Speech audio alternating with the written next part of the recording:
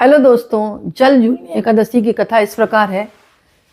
अगर कोई व्रत रखता तो शाम के जमे जरूर श्रवण करना चाहिए। एक समय राजा मंदाता ने इस व्रत का महत्व पूछा। तब महर्षि ने बताया कि सतयुग में एक महान राजा थे। वे धर्मप्रिय, दयालु और सत्यवादी थे। उनके राज्य में सभी प्रजा सुखी थी। लेकिन एक बार राज्य में भयंकर अकाल पड़ा।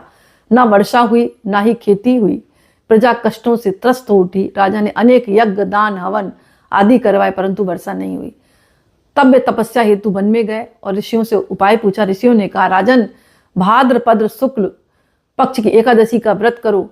इस दिन भगवान श्री विष्णु को जल विहार कराओ और भक्ति भाव से पूजा करो। ऐसा करने से वर्षा अवश्य होगी, राज्य में समृद्धि लौट आएगी।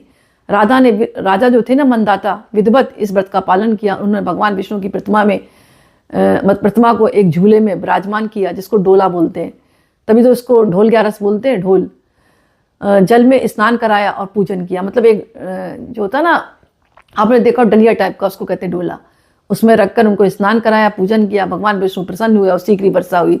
धरती फिर से हरियाली हो उठी और प्रजा के सारे दुख मिट गए। इस प्रकार यह व्रत संकटों को हरने वाला है, जीवन में सुख समृद्धि देने वाला माना गया है। इस दिन विधिवत पूजा करें तो व्रत भी रखें तो सुख शांति प्राप्त होती है, संतान सुख प्राप्त होता है, दरिद्रता का निवारण होता है, वैवाहिक जीवन में समृद्धि आती है। मानता यह है कि इस व्रत को करने से पाप नष्ट होते हैं, पुण्य की प्राप्ति होती है।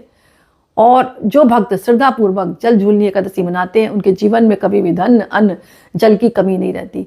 तो इस व्रत को आप जरूर रखें, चाहे 3 सितंबर 2025 को रखें या फिर 4 सितंबर 2025 को रखें, क्योंकि 4 सितंबर उदय तिथि में है। उस दिन भी वामन जयंती है, कोई दिक्कत नहीं, क्योंकि वामन अवतार भगवान विष्णु ने ही लिया है। तो कोई दिक्कत नहीं, आपके दोनों व्रत कंप्लीट हो जाएंगे अगर आप एकादशी का रखते हैं। लेकिन कैलेंडर में 3 सितंबर 2025 को ही लिखी है, करके देखें।